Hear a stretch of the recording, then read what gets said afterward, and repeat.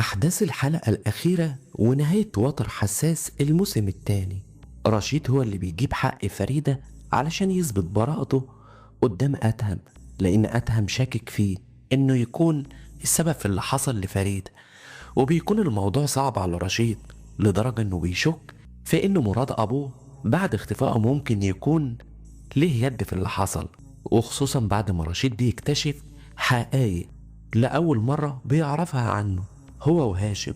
هتخلي رشيد يشك إن مراد أبوه يكون ليه يد في موت فريدة.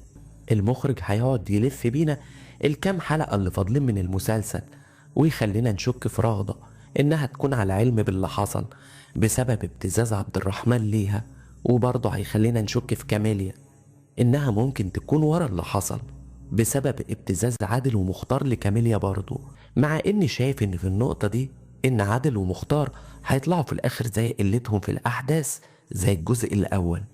وبرضه رنا وهاجر كل واحدة فيهم حاسة بالذنب تجاه فريدة، وإن كل واحدة خدعت فريدة بشكل مختلف، برضه ممكن نشك فيهم. بس خليني أقولك توقع الحلقة الأخيرة من المسلسل واللي ممكن يكون حصل بالفعل.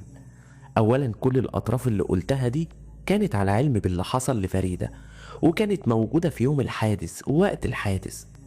تعال أقولك إزاي بقى. فريدة طبعا بعد ما اختلفت مع أدهم ورشيد وهاشم ومراد وكل العيلة تقريبا، قررت إن هي تواجه كل اللي خدعها وأذاها.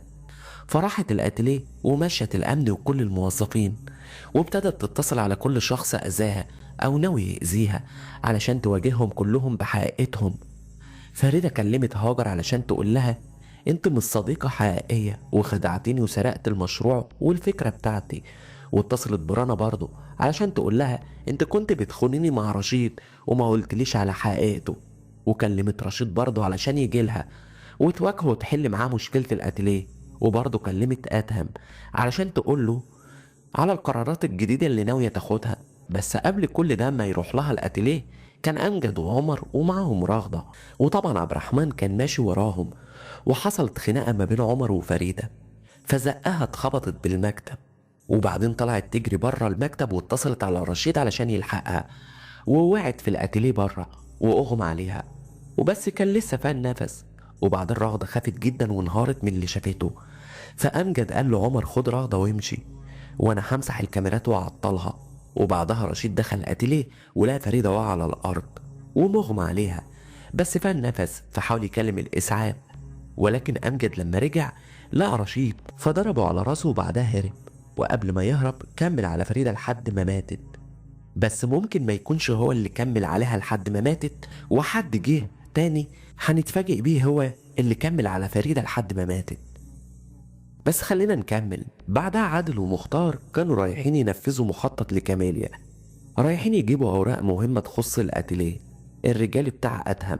ولما لقوا رشيد وفريدة مرمين على الأرض خافوا وهربوا. وبعدهم راحت هاجر ولقت المنظر ده برضه، فقامت هربت. علشان كده هي خايفة إن البوليس يستدعاها ويسألها أنت كنت فين وقت الحادث. فعلشان كده بتقول لحسام إن هي هتقول لهم إن هي كانت معاه. وبرضه رنا كانت رايحة واتفاجئت باللي حصل لرشيد وفريدة.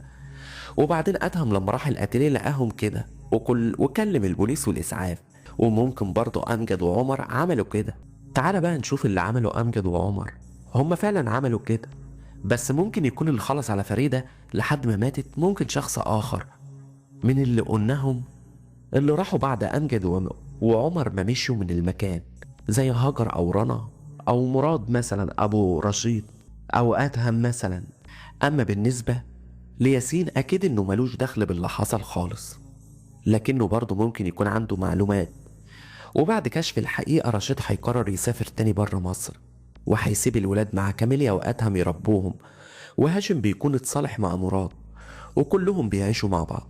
وياسين طبعا بيكون رجع شركة رشيد من تاني بعد ما اتغير واتصالح مع داليا، ورشيد رجع يثق فيه من تاني. وبيكون كده خلص المسلسل. واعتقد ان ما بيكونش فيه اجزاء اخرى الا لو شخصية سلمى رجعت من السفر، والبطلة اللي كانت بتقوم بالدور وافقت على عمل الشخصية دي في موسم تالت. يا رب يكون عجبك التحليل والتوقع ده. تابعني لو مهتم بكواليس وتوقعات المسلسلات الجديدة وبس.